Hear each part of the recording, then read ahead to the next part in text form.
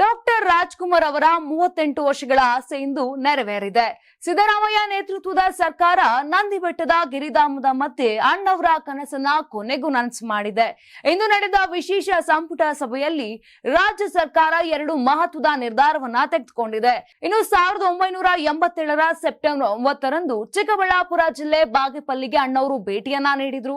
ಬಾಲಕಿಯರ ಸರ್ಕಾರಿ ಶಾಲೆ ಆವರಣದಲ್ಲಿ ಕನ್ನಡ ಕಲಾ ಸಂಘ ಏರ್ಪಡಿಸಿದ್ದ ಕಾರ್ಯಕ್ರಮದಲ್ಲಿ ಭಾಗಿಯಾಗಿದ್ರು. ಆ ವೇಳೆ ಬಾಗೇಪಲ್ಲಿ ಹೆಸರನ್ನ ಬದಲಿಸುವ ಬಗ್ಗೆ ಅಂದೇ ಅಣ್ಣವರು ಮಾತನಾಡಿದ್ರು. ಇನ್ನು ಅಣ್ಣವರ ಆಸೆಯನ್ನ ಇಂದು ಸಿಎಂ ಸಿದ್ದರಾಮಯ್ಯ ಸರ್ಕಾರ ಈಡೇರಿಸಿದೆ.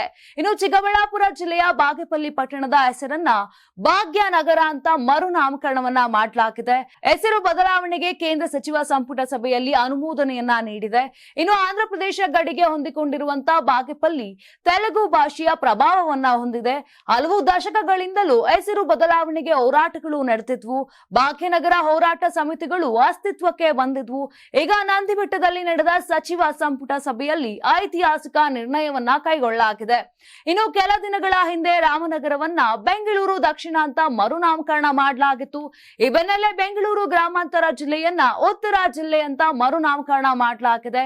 ಇನ್ನು 1986ರಲ್ಲಿ ಬೆಂಗಳೂರು ನಗರ ಜಿಲ್ಲೆಯಿಂದ ಪ್ರತ್ಯೇಕಗೊಂಡು ಬೆಂಗಳೂರು ಗ್ರಾಮಾಂತರವನ್ನ ಮಾಡಲಾಗಿತ್ತು. ಇನ್ನು ದೊಡ್ಡಬಳ್ಳಾಪುರ, ದೇವನಹಳ್ಳಿ, ಹೊಸಕೋಟೆ ಉತ್ತರಕ್ಕೆ ಸೇರಿಕೊಳ್ಳಲಿವೆ.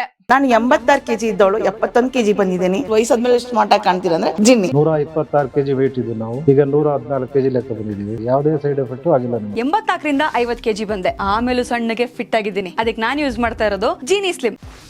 84ರಿಂದ 50 ಕೆಜಿ ಬಂದೆ. ಆಮೇಲೆ ಸಣ್ಣಗೆ ಫಿಟ್ ಆಗಿದ್ದೀನಿ. ಅದಕ್ಕೆ ನಾನು ಯೂಸ್ ಮಾಡ್ತಾ ಇರೋದು ಜೀನಿ ಸ್ಲಿಮ್. ಸಣ್ಣ ಆಗಕ್ಕೆ ಜೀನಿ ಸ್ಲಿಮ್ ಯೂಸ್ ಮಾಡದೆ ಹೆಲ್ದಿನೂ ಅದೇ. ನೀವು ಸಣ್ಣ ಆಗ್ಬೇಕಾ, ಹೆಲ್ದಿ ಆಗ್ಬೇಕಾ? ಹಾಗಿದ್ರೆ ಜೀನಿ ಸ್ಲಿಮ್ ಯೂಸ್ ಮಾಡಿ. ಸಣ್ಣ ಆಗೋದಕ್ಕೆ ಯಾವುದೋ ಪ್ರಾಡಕ್ಟ್ ಹೇಳ್ತಾ ಇದ್ದಾಳೆ, ಏನಾದರೂ ಸೈಡ್ ಎಫೆಕ್ಟ್ಸ್ ಇದೆ ಅಂತ ಯೋಚನೆ ಮಾಡ್ತಾ ಇದ್ದೀರಾ? ಖಂಡಿತ ಇಲ್ಲ.